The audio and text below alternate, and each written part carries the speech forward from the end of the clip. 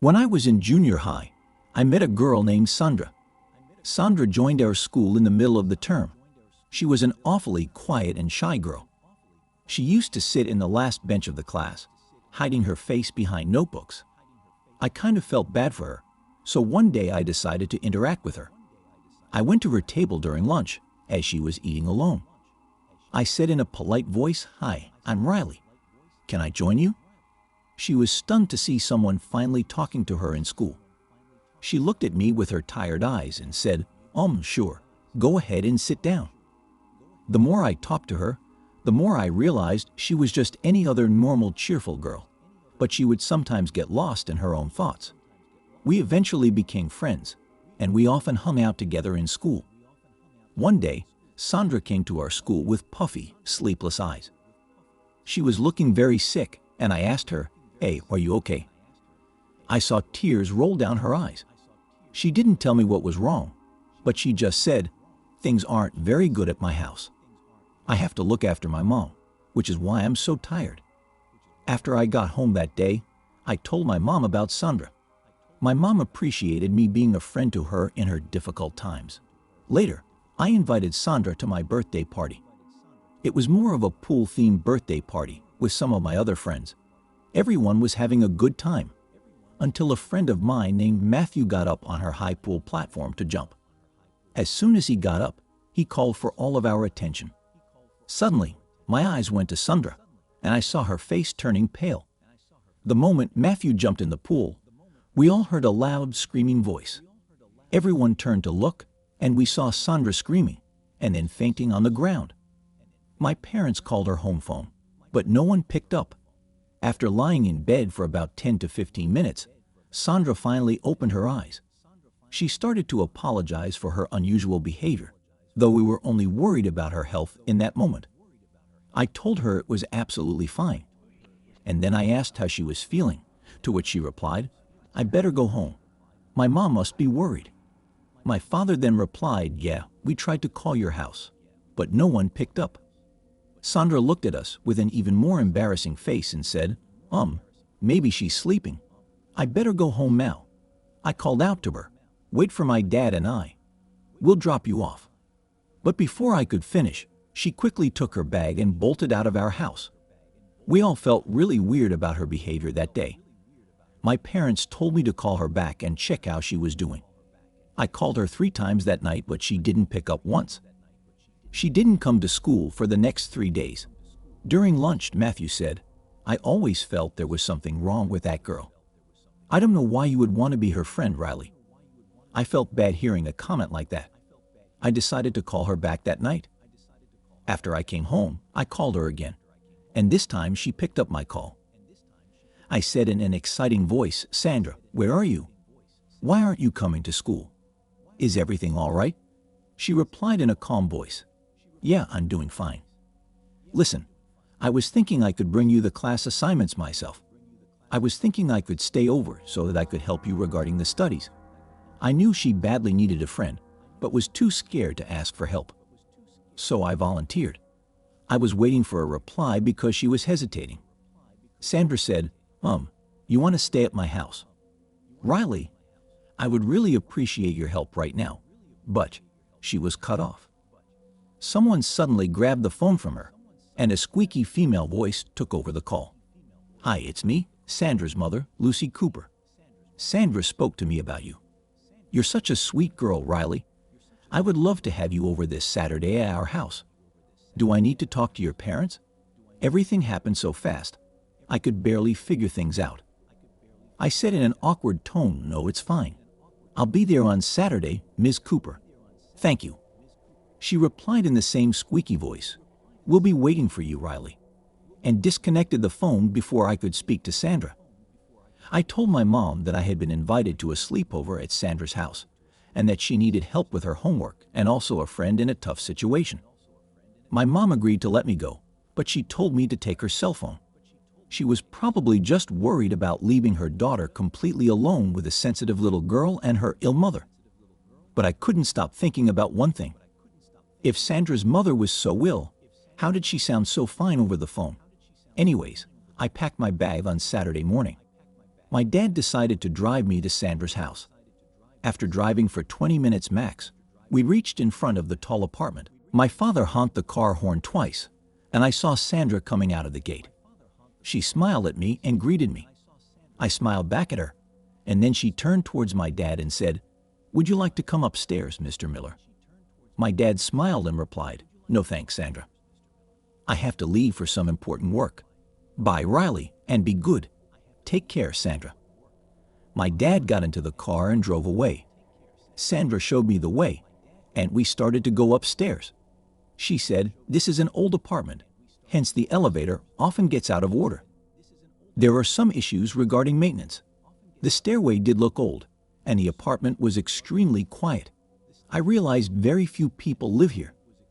Sandra's apartment was on the 4th floor, and by the time we reached the apartment, I was panting like a dog. I sat down on the couch in the living room. Sandra's mom, Mrs. Cooper, came from the kitchen with lemonade. She was a thin, bony-looking lady. Even though her voice sounded lively over the phone, her face looked extremely pale. Her eyes looked tired, and there were streaks of white hair showing a sign of premature aging.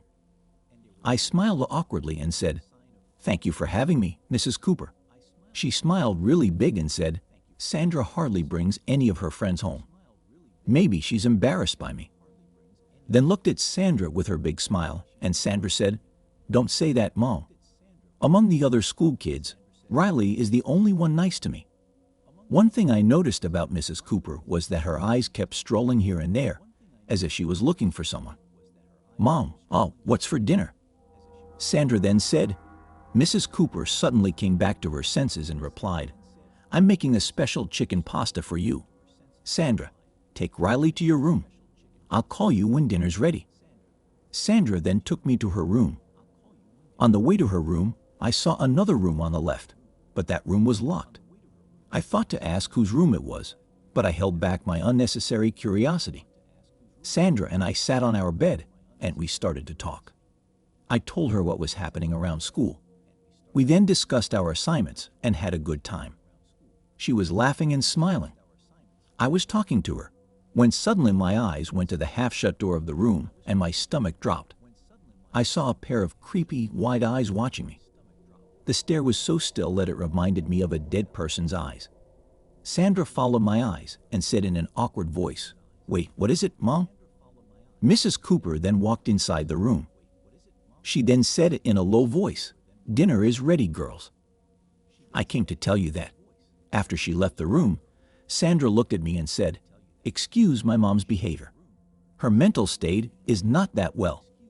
She means no harm, Riley." I didn't say anything, just smiled back at her uncomfortably. The way her mom was watching me was really creepy. Anyway, we finished our dinner, and I thanked Mrs. Cooper for the delicious meal. She then said, "It was my pleasure having a sweet girl like you at our house. You know, Sandra's older sister, Samantha, was just like you, always looking after her little sister, until one day, she then got lost in her own thoughts." Sandra immediately said, "Let's go to sleep now." "Mom, you should go to sleep too. You need a rest." Mrs. Cooper smiled and went to her room. She didn't even finish what she was eating. I, on the other hand, was shocked to hear Sandra have a sister. I arranged my sleeping bag and finally asked her, "You didn't tell me you have a sister." A sense of surprise and discomfort lit up Sandra's face. She replied in a hesitant voice, "Yeah, but she doesn't live with us anymore. Thanks for coming and helping me with my assignments today, Riley. I will join the school very soon." I realized she was not willing to talk about her sister, so I just went to sleep. Fast forward to around 2:30 a.m., and I woke up thirsty. There was no water in the room, so I went to the kitchen. The house was in complete darkness. The moonlight coming from the windows helped me make my way. I drank my glass of water. But as soon as I turned back, I saw a figure standing in the main door of the apartment. At first I was going to scream, thinking someone broke in. Then I noticed the eyes and realized it was Sandra's mom. She was standing with that same lifeless stare and watching me. I said, "Oh, Mrs. Cooper, you almost scared me. Why are you up so late? Is everything all right?" He smiled and said, I couldn't sleep, so I thought I'd go get some fresh air. Do you want to join me? At that point, I was actually a guest in her house, so out of gratitude, I couldn't say no to her. Also, I thought instead of waking up Sandra, I could take care of Mrs. Cooper for a while. I agreed to accompany her. We came out of the apartment. It was a warm summer night. She then said in a whispering voice, "Come with me," and started to walk upstairs. I followed her, and we came to the 5th floor balcony. The wind was rushing, the sky was full of stars, and the moon stood right in front of my eyes. Mrs. Cooper stood near the balcony and breathed heavily.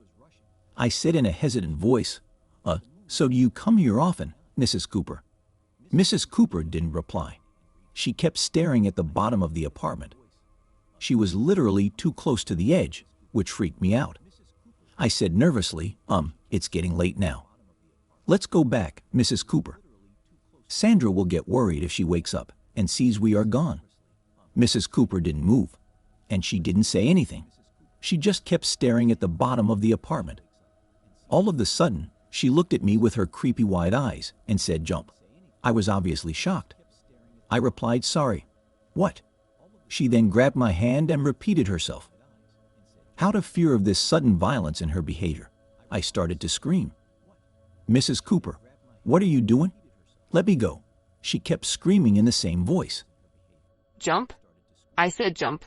Samantha didn't hesitate to jump. "Then why are you so afraid?" My scream woke up the tenants living on the 5th floor. They rushed towards us, and Sandra came running upstairs crying. "Mom, Samantha's dead. Why can't you accept that?" Mrs. Cooper fainted onto the floor after screaming for one last time. I called my parents instantly, and they took me home that night. My father arranged an ambulance and admitted Mrs. Cooper to the hospital. Sandra is now living with us until her mom gets well. It came to know that 2 years back, her older sister, Samantha, jumped from the 5th floor balcony and committed suicide. Her mom couldn't take the shock and turned out to be delusional. If I'm being honest, I feel really bad for them. It was both sad and scary to see what the loss of a loved one did to their family.